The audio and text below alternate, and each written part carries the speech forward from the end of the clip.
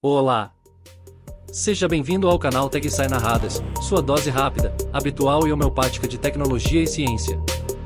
Para divulgar, informar e esclarecer estes ramos do conhecimento humano de forma clara, direta, breve e exata. E agora vamos ao vídeo de hoje sem mais demoras. Olá! Sou a avatar apresentadora de Barbara McClintock, e antes da apresentação do vídeo de hoje, farei um breve relato sobre sua vida e obra.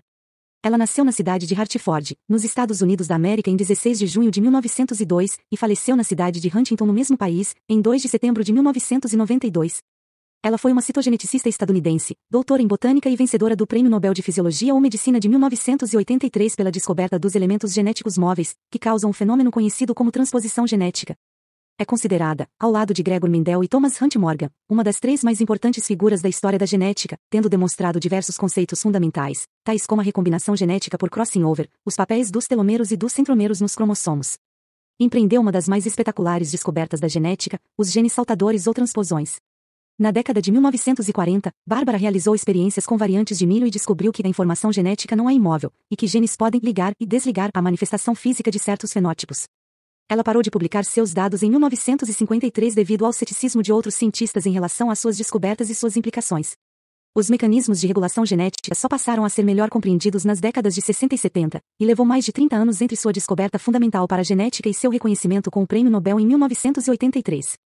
Além disso, Barbara McClintock também realizou numerosas contribuições para a compreensão da citogenética e aspectos etnobotânicos das variedades de milho na América do Sul, tendo publicado o primeiro mapa genético para esta planta.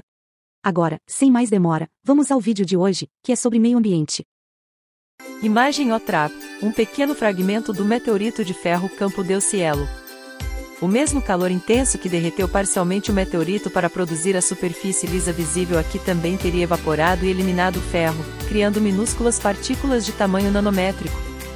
Essas partículas podem ter atuado como catalisadores para a produção dos blocos de construção da vida na Terra primitiva. Procedemos do barro de vulcões e meteoritos, segundo experiência de recriação em laboratório. Introdução. Do pó de meteoritos fomos compostos. O surgimento da vida no planeta Terra ocorreu nos estágios iniciais de sua história, embora a localização e o processo de formação das primeiras moléculas orgânicas permaneçam incertos. Cientistas propuseram a teoria de que as fontes hidrotermais nas profundezas do mar proporcionavam um ambiente propício para as origens da vida. Recentemente, pesquisadores sugeriram um novo cenário potencial para a origem da vida na Terra, envolvendo o papel dos meteoritos. O ferro presente nos meteoritos pode ter desempenhado um papel crucial na criação dos blocos de construção iniciais da vida.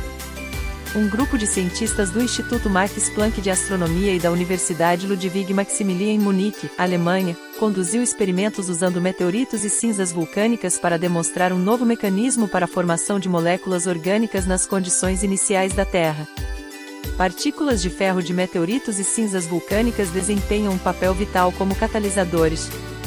Catalisadores são substâncias que aceleram reações químicas específicas sem serem consumidas no processo. Nesse sentido, eles se assemelham às ferramentas utilizadas para construir várias bicicletas sem serem destruídas no processo de produção. É concebível que essas partículas de ferro tenham contribuído para a gênese das moléculas orgânicas iniciais da atmosfera primordial repleta de dióxido de carbono, como hidrocarbonetos, acetaldeído ou formaldeído. Essas substâncias constituem os constituintes fundamentais dos ácidos graxos, nucleobases, que por si só são os constituintes fundamentais do DNA, açúcares e aminoácidos. Essas moléculas orgânicas servem como blocos de construção de organismos mais complexos. A formação dessas moléculas significa o primeiro passo em uma sequência de eventos que precipitou o surgimento da vida na Terra. No entanto, é imperativo ter em mente que, apesar de sua aparente simplicidade, a formação das células iniciais, eucarióticas, levou aproximadamente 2 bilhões de anos para ocorrer. Esse cronograma prolongado poderia potencialmente resolver porque esse enigma não é facilmente solucionado na pesquisa. Imagem: Sophia Peters, como a natureza amassou o barro do qual fomos feitos. Desenvolvimento. Da química industrial veio a inspiração.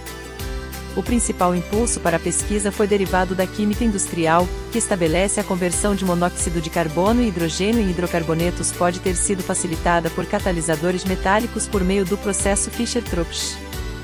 A equipe de pesquisa postula que esse mesmo processo pode ter ocorrido no nossa recente Terra gerada, cuja atmosfera estava repleta de dióxido de carbono. Quando observei a composição química do meteorito de ferro Campo del Cielo, composto por ferro, níquel, um pouco de cobalto e pequenas quantidades de irídio, percebi imediatamente que se trata de um catalisador Fischer-Tropsch perfeito, explicou o professor Oliver Trapp. A sequência racional a seguir envolveu a execução de experimentos para examinar a interação cósmica de Fischer-Tropsch. Antes disso, no entanto, Dmitry Semenov, um constituinte do grupo de pesquisa, propôs a noção de incorporar cinzas vulcânicas na fórmula. Quando Oliver me contou sobre sua ideia, meu primeiro pensamento foi que deveríamos também estudar as propriedades catalíticas das partículas de cinzas vulcânicas. Afinal de contas, a Terra primitiva deve ter sido geologicamente ativa, disse Semenov. A presença de inúmeras partículas finas de cinza na atmosfera e as massas secas iniciais na Terra seriam fundamentais para o processo. A equipe que conduziu os experimentos utilizou partículas de ferro obtidas de um meteorito genuíno, um meteorito rochoso que contém ferro, bem como cinzas vulcânicas do Monte Etna. Vários minerais que se acreditava existirem na Terra primitiva foram misturados às partículas de ferro para os experimentos. Esses minerais atuaram como uma estrutura de suporte, uma vez que os catalisadores geralmente se acumulam como partículas minúsculas em um substrato apropriado. O tamanho das partículas é um fator significativo. As erupções vulcânicas normalmente geram partículas finas de cinzas com alguns micrômetros de tamanho. Quando meteoritos ricos em ferro caíam na atmosfera da Terra primitiva, o atrito atmosférico retirava partículas de ferro micrométricas e nanométricas, enquanto o ferro evaporava no calor intenso e, posteriormente, se solidificava mais uma vez no ar circundante. Imagem: Sophia Peters, o barro precisa ser feito de partículas muito pequenas, ou a vida não surge. Conclusão: moléculas orgânicas elaboradas. A equipe se envolveu em reações químicas para eliminar a grande maioria do oxigênio da atmosfera original da Terra, que carecia de oxigênio. Posteriormente, eles introduziram a mistura em uma câmara de pressão contendo moléculas de hidrogênio e principalmente CO2, dióxido de carbono.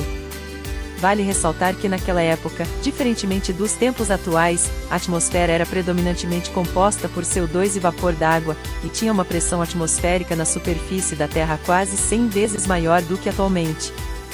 Como existem muitas possibilidades diferentes para as propriedades da Terra primitiva, tentei testar experimentalmente todos os cenários possíveis, conta Sophia Peters, que colocou todas as ideias em prática no laboratório. No final, usei 50 catalisadores diferentes e executei o experimento com vários valores de pressão, temperatura e proporção de moléculas de dióxido de carbono e hidrogênio. Sob as circunstâncias simuladas de uma Terra nascente, a atmosfera primordial sofreu uma reação química que produziu uma quantidade substancial de compostos orgânicos, incluindo metanol, etanol e acetaldeído, bem como formaldeído, cortesia do pó de ferro. Notavelmente, o acetaldeído e o formaldeído representam blocos de construção cruciais para a vida, especificamente para ácidos graxos, nucleobases, açúcares e aminoácidos. Assim, o resultado serve como evidência convincente de que tais reações ocorreram de forma plausível durante os estágios iniciais do desenvolvimento da Terra, independentemente da composição precisa da atmosfera durante aquela era, o que escapa ao nosso conhecimento. Os resultados obtidos introduziram um novo candidato ao processo envolvido na gênese dos blocos de construção fundamentais da vida na Terra. Essa nova proposta agora se junta à estimada lista de mecanismos convencionais, incluindo síntese orgânica próximo de fontes hidrotermais situadas no fundo do oceano, descargas elétricas em uma atmosfera abundante em metano, conforme demonstrado no experimento Urey-Miller, e modelos que hipotetizam a formação de compostos orgânicos nas profundezas do espaço seguido pelo transporte para a Terra por asteroides ou cometas. Além disso, surgiu agora a possibilidade de partículas de ferro terem caído sobre a Terra durante seu bombardeio inicial por meteoritos ou cinzas vulcânicas finas. É altamente provável que essas substâncias funcionassem como catalisadores em uma atmosfera rudimentar abundante em dióxido de carbono, anunciando o início da vida em nosso planeta e fornecendo vigor renovado à conhecida afirmação de Carl Sagan: somos feitos de poeira de estrelas. Obrigado por você assistir ao vídeo de hoje. Mais informações sobre o assunto abordado disponíveis na descrição, tais como a fonte original da notícia, bibliografia e leitura detalhada da pesquisa científica em documentos PDF.